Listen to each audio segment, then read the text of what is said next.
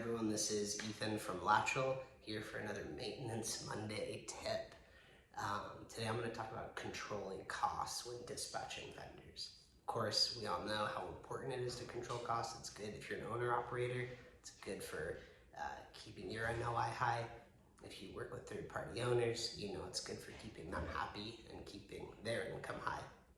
So what's the best way to control costs? So you probably noticed, if you have preferred vendors, they've got hourly rates, and usually when you're building that relationship, you can have conversations up front to kind of negotiate those. And this is a great way to start your relationships with preferred vendors. But you may have noticed that after enough jobs come in and you start getting more and more invoices, over time what you might notice is invoice costs seem to be going up and up and up for different jobs you'll send over.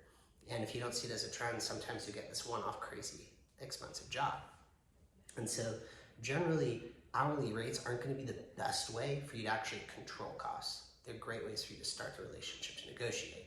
Best way to control costs are through a good strategy for setting budget limits or not to exceed costs. Same thing.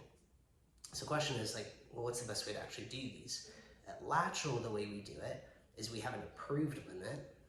This is a low limit that we set that we think is a good, fair price for any of the jobs that we'll send out. Then we have a secret limit, and the secret limit is actually what the owner's limit is before any approvals are needed, right?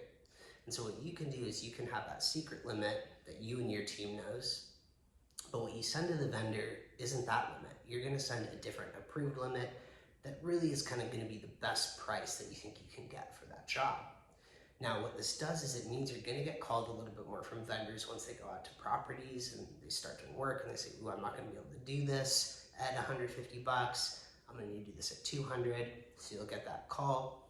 Now you'll know your secret limit might be $300 and you've negotiated this with your owners. It's on those contracts. So when the vendor calls in, hey, this is gonna be 200, you can now have that conversation.